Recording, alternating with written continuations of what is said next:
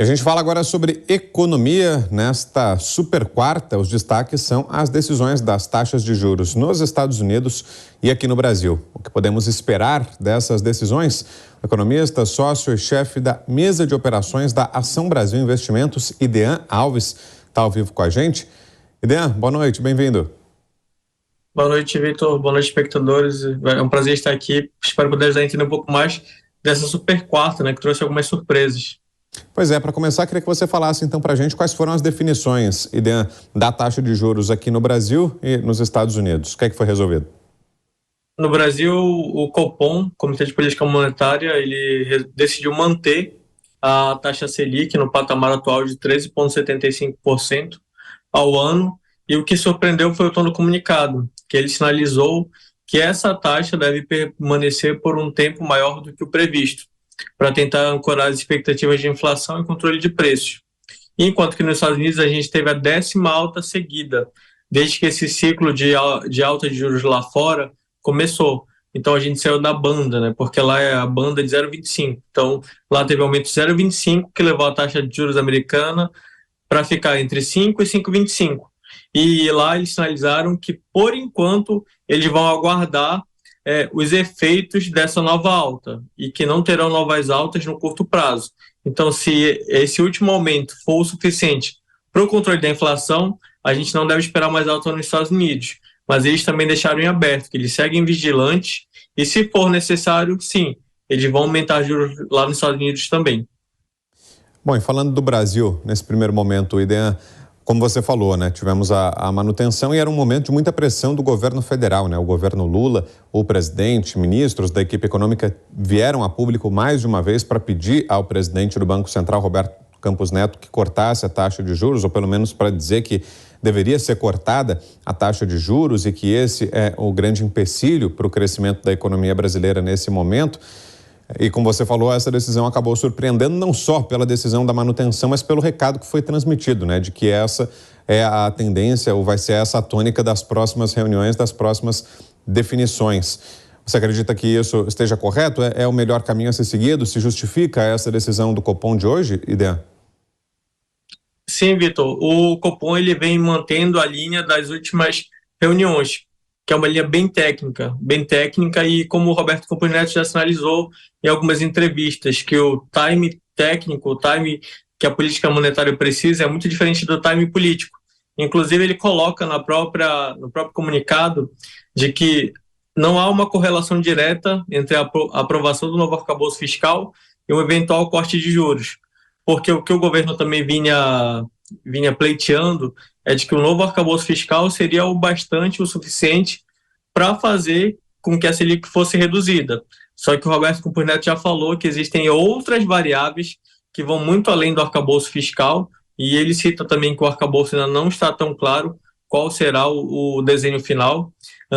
Então ele cita que existem outras variáveis, como o aumento de juros lá fora, a questão dos bancos também nos Estados Unidos, que segue no radar. Existe também a pressão inflacionária da alta de preços também em nível global, além de, claro, de que os nossos preços, a nossa desinflação ainda não aconteceu na prática. A gente já começou a sentir um pouco dos efeitos dessa alta de juros em fevereiro, em que a gente já tem o crédito um pouco mais escasso e além de caro, e a gente tem também os preços já tentando arrefecer, só que ainda está longe do ideal, porque qual é a meta do Copom? É tentar ancorar a expectativa de inflação, é tentar fazer ela convergir para a meta. E ele entende que isso vai acontecer, só que vai demorar um pouco além do esperado. E a gente já viu que é um processo custoso, demorado e caro.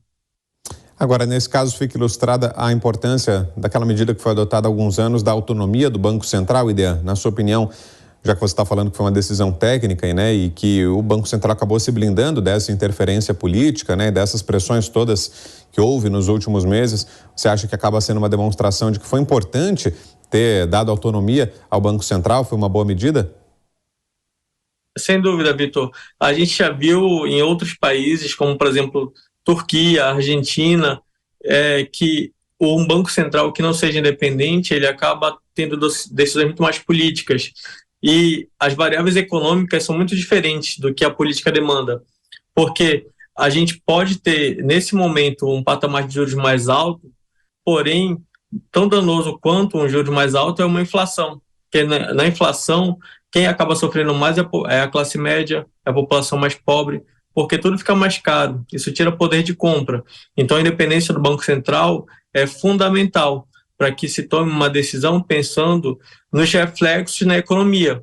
E é um pouco do que a gente vê lá fora também nos Estados Unidos. Aqui a gente já está acostumado a lidar com uma inflação mais alta. Só que lá fora eles estão vendo que fizeram 10 altas, ainda não foi o bastante. Por quê? Porque toda decisão de política monetária ela tem um reflexo apenas 6 meses depois na economia real.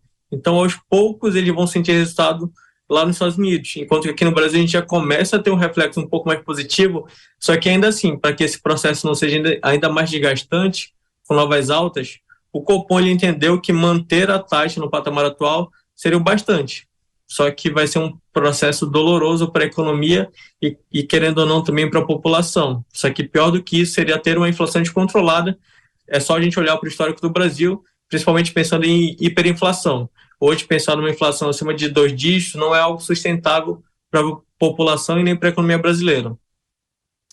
Idean, e como eu falei no começo, né, a alta dos juros, né, ou a manutenção dos juros nesse patamar alto tem sido uma justificativa para o governo federal, tem sido apontada a todo momento como a causa das dificuldades econômicas, da dificuldade em uma recuperação mais rápida da economia, como o grande entrave, o grande empecilho que impede que haja essa recuperação. Faz sentido isso, Idean? Essa alta taxa de juros é a grande vilã da nossa má performance econômica?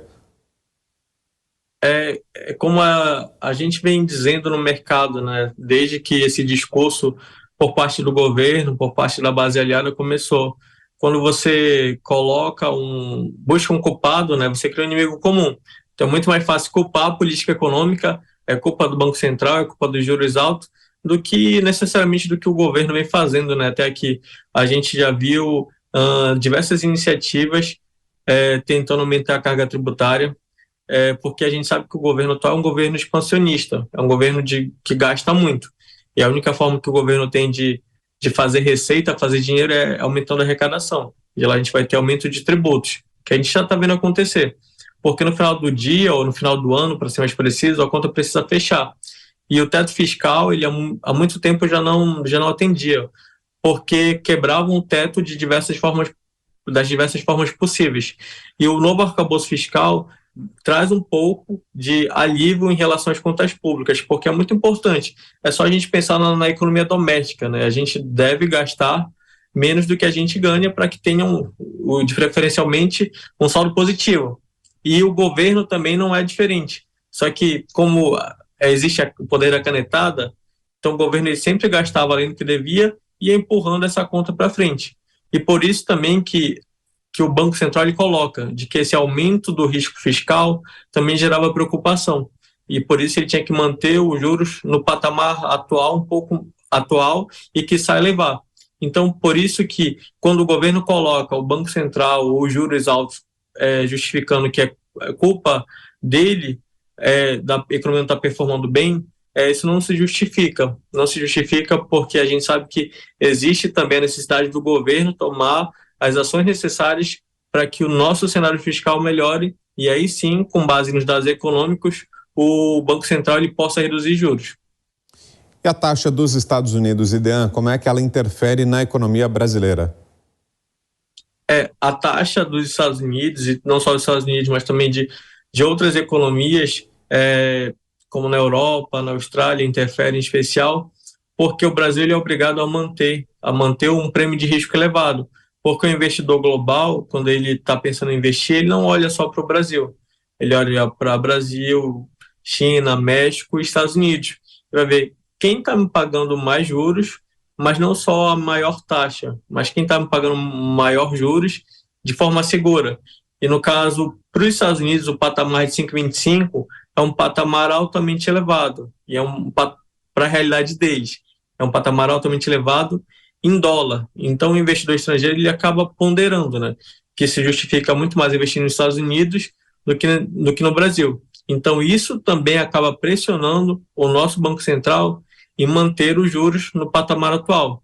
porque para ele conseguir atrair capital, ele tem que ter uma taxa atrativa, tem que ter um prêmio de risco mais interessante para o investidor estrangeiro, porque se o investidor estrangeiro não vai investir aqui no Brasil, sendo que ele pode ganhar um pouco menos, só que de forma segura em dólar, nos Estados Unidos, por exemplo. Muito bem, aí a análise do economista Idean Alves. Obrigado, Idean, pela participação. Uma ótima noite para você, até uma próxima. Eu que agradeço, Vitor. Até a próxima.